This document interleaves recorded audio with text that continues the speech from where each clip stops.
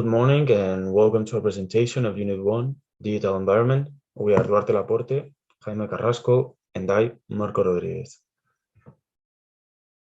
Okay, so I'm gonna start talking about the first question, which refers to which are the main digital providers and what digital ecosystems are they driving. And these ones are Apple, Saudi Aramco, Microsoft, Amazon, Alphabet, Facebook, and Alibaba. The second question refers to what does digital transformation mean? And digital transformation is all about the process of employing digital technology to build a new or adapt to current business processes, culture, and customer experiences. The third question asks us about the three forces that are pushing the digital development. These ones are speed of processing information, speed in sending information, cost, and the cost of stocking informations. The fourth question asks us which are the components of a computer. These ones are processor, operating system, software, languages, memory, RAM, hard memory, external storage, interface, screen, mouse, and tactic access. The fifth question asks us about the evolution of the switches, which has three main steps. The first one is mechanic relays. The second one is how they turn to vacuum tubes, and finally the role that the transistor took. The sixth questions asks us about what is ENIAC and what is UNIVAC. ENIAC was the first programmable electronical general purpose digital computer, which was made in 1945. And UNIVAC was the first general purpose electronical digital computer designed for a more specific area of business application. And it was designed in the United States. The seventh question asks us who and what do they create basically how the internet was, why was it created? So the internet was born in the 60s, and it was due to two main needs, the military need and the scientific need. The military need was to keep connections alive just in case a nuclear attack, and the scientific need was to share knowledge in a more effective way among scientists. The eighth question asks what is ARPANET, which is Advanced Research Projects Agency Network. It's an experimental computer network that was first built in order to people in the Pentagon to communicate with each other, and it's made of packet switching computers interconnected by leased lines. Then number 9, what is a communication protocol? It is a system of rules that allows two or more entities from the same communication system to transmit information. Then number 10, what are the main communication protocols? Between the main ones, we have the transmission control protocol, the internet protocol, the file transfer protocol, hypertext transfer protocol, hypertext transfer protocol secure, telnet, and gopher. Then the 11th question, what are the 7 OSI layers?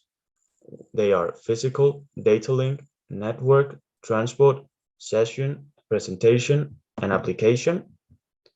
Then number 12 is what does www mean and what purpose did it have? So www stands for World Wide Web and uses hypertext over the internet.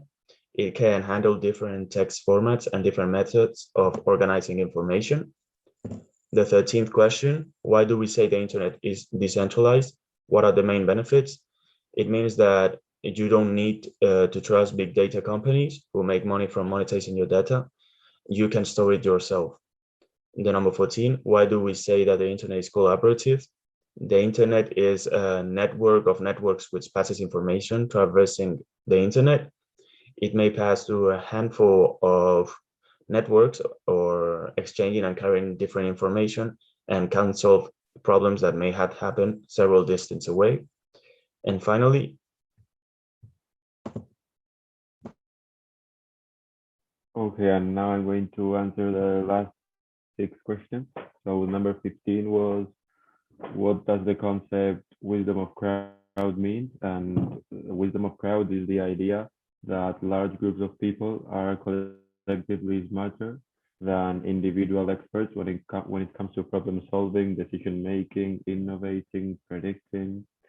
Number 16 is, to what does the concept prosumer respond? And the answer to this is that a prosumer is an individual that does both the functions of the consumer and the producer, and this is how the world was made, by mixing the word consumed and produced.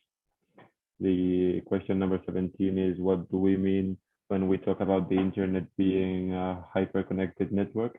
And the answer to this is that hyperconnectivity is a trend in computer networking in which things that can or should communicate through a network will communicate through the network. The next question is, what is the meaning of neutrality in the network? And this is that the network neutrality is a principle of the internet service that states that the internet service providers must treat all internet communications equally and not discriminate them for their user content or what website information is on, etc. Then question number 19 is, what is the definition of Moore's law? And the answer to this is that Moore's law states that the number of transistors on a microchip doubles about every 2 years, though the cost of computers is halved. Moore, that was the co-founder of the enterprise Intel, made this observation that became known as Moore's law. Another tenet of Moore's law says that the growth of microprocessors is exponential. And the last question, which is, what is Metcalfe's law? The answer to this is that, simply put, the Metcalfe's law is that the value of a communication network is proportional to the square of the number of its users. And that is the parts 1 and 2 of Unit 1. And thank you for listening. ciao, ciao, ciao, ciao, ciao, ciao, ciao. Ciao, ciao, ciao. Ciao, ciao, ciao.